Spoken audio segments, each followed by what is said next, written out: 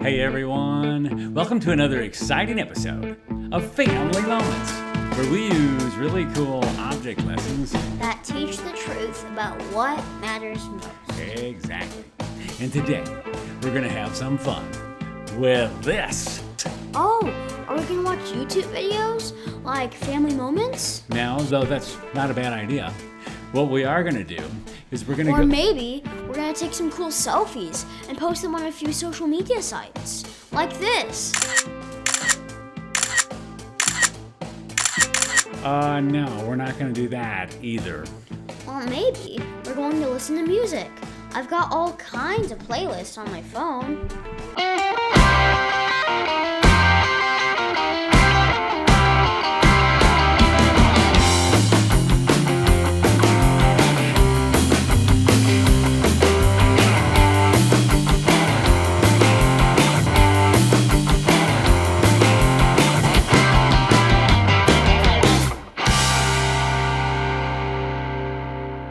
Hey kids, Pastor Robbie here, along with my special co-host, Grayson. Hello. And today, we're going to have some fun learning about prayer. Prayer? I thought we were going to spend time playing games on our cell phones. No, we're going to use our cell phones as part of an object lesson on prayer. Oh, I guess that's okay. Then can we play Pokemon or Minecraft? No, we're pretty much going to stick to the lesson today. I don't get it. What do cell phones have to do with prayer in the first place? Well, you've already mentioned a few things people love to do on their phones, like watch videos, take pictures, listen to music, play games. Oh yeah. What else can we do on our phones? All kinds of stuff. My mom likes to shop on her phone. Dad checks the sports scores and the weather. You're right, and I like to use it for getting directions when I'm driving someplace. So what's this got to do with prayer? Well, let's take a look at our verse for today. It comes from Jeremiah 33:3a, where it says... Hold on, I can look it up on my Bible app. Call to me and I will answer you. Now do you get it? No, they didn't even have cell phones back then. Grayson, we've mentioned all kinds of things that we use our cell phones for. But the funny thing is, the phone was originally designed to call people. Oh yeah, I almost forgot. I hardly ever do that though. You're right, we've got too many other things distracting us. And sometimes, when someone does call, I don't always answer it. Well, you're right, and a lot of times people won't answer because they don't want to get distracted. It's almost like we've created a world where people don't even know how to talk on the phone anymore. Well, that's kind of sad. It is, but this verse is telling us that God will always pick up. He will always answer and listen to us. In fact, He's excited and anxious to communicate with us. But I don't even have His phone number. I'm not talking about the cell phone, I'm talking about prayer. Oh, I have to admit, I'm not always the best at praying. And why is that? Because I'm not sure if it matters. I'm not sure if He really hears me. I guess it doesn't always seem real. Oh, trust me, God is listening, and it is real. Let me demonstrate this for you with a little object lesson I like to call God's calling card. And all we're going to need is a cell phone with a picture of God's calling card, like this. A lot of times when we connect with people on the phone through messaging or social media posts, it doesn't seem as real as a phone call. But connecting with God is definitely real. When you connect with God, you don't need a phone or an app or a social media outlet.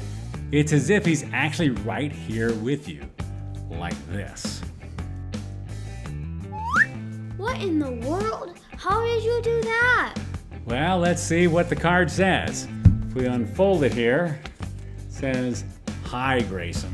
Okay, now you're freaking me out. How did you do that? Is this some kind of magic trick? Well, this was actually a little trick just to demonstrate how real God is. I'm the one who wrote "Hi, Grayson" on the card ahead of time, and then I folded it up, and then I took a picture of it with the phone, and I followed it up with a black screen.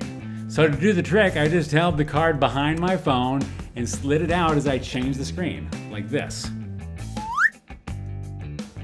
Wow, it looked like it came right out of the phone. I know. It's just a little trick, but God is not a magic trick. He's real. and He does hear our prayers when we call on Him. There's a lot about prayer I don't understand. Trust me, we could spend a whole series covering things like what to say, when to pray, where to pray, who to pray for. Yeah, why don't we? Well, we don't have time today, but I do have a good resource that I can recommend. Resource? What do you mean? Well, do you know what the most popular time is when most people pray the most besides bedtime? I'm gonna guess at dinner time. You are right. And I recently stumbled across a brand new Christian magazine for kids called What's for Dinner? What's for dinner? Yeah, it's designed to fill us up with good, wholesome things that help us grow closer to God. So, what's that got to do with our lesson? Well, two things. First off, the latest issue is devoted to prayer, and it covers things like how to pray, how to create a prayer space, and different prayer verses in the Bible. Hey, there's our verse for the day.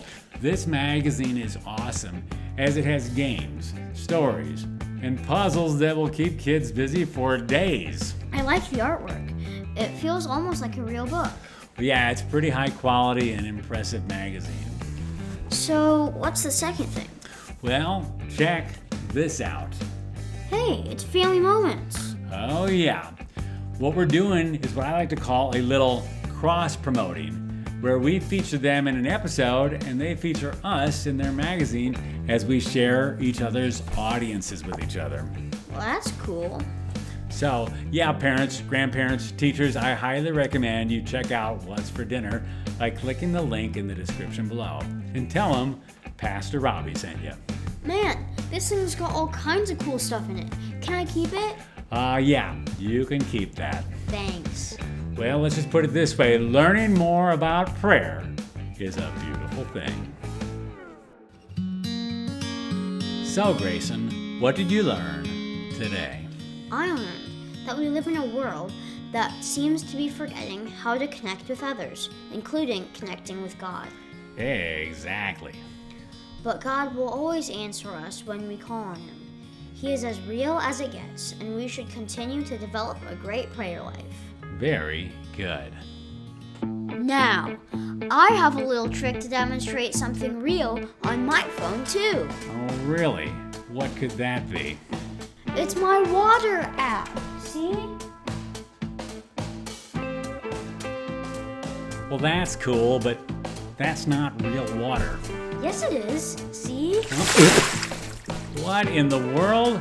How did you do that? Real simple. I had a little shot glass of water behind the phone, like this. And then I jerked my hand like this. Ow, that's how you did it. Want to see it again? No. We'll see you around.